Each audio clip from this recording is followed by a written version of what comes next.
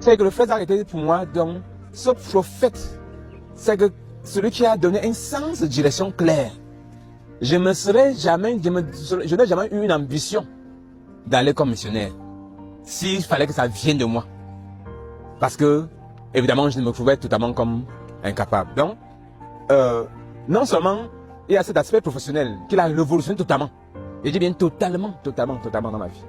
C'est que juste une prière et ma vie professionnelle est passée à un autre niveau. Totalement à un autre niveau. Et il y a cet alignement de ma vie pour saisir les plans de Dieu sur ma vie.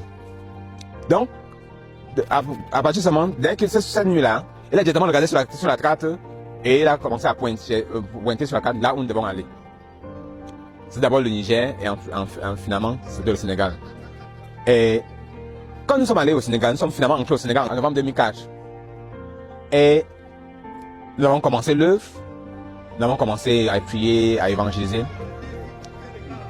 Quand il est venu nous rendre visite au Sénégal, je crois que ça devait être en 2007, le message, la direction qu'il nous a donnée, c'est à partir de sa visite au Sénégal que j'ai compris un peu. Je ne peux pas dire que j'avais vraiment compris. C'est au fil des temps, au fur et à mesure, avec les années, que je reconsidérais ce que le frère avait dit. Et je me suis rendu compte que j'étais appelé à fonctionner vraiment juste comme un fils. Je m'appelle bien le mot qu'il a répété. Que nous se devons être les perroquets. Que je sais, j'étais le perroquet de Dieu. Donc, il était en train de nous donner ainsi le modèle, la maquette. Comment nous devons fonctionner, mais on ne comprenait même pas.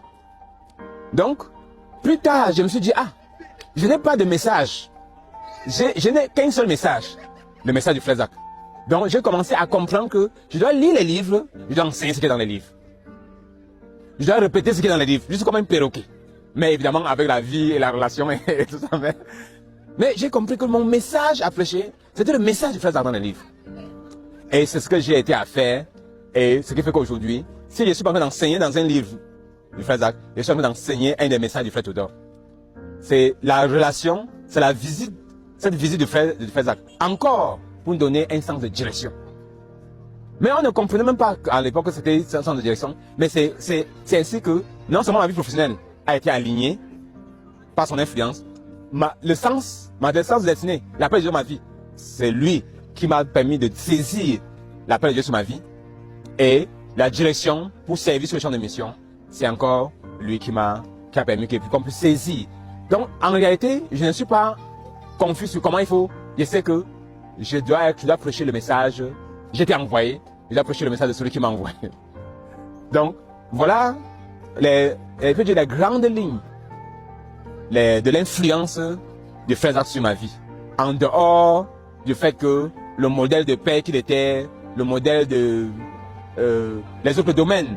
Mais je veux dire que l'influence directe que j'ai eue, que le frère Zach a eu sur ma vie, ça c'est dans cette ligne.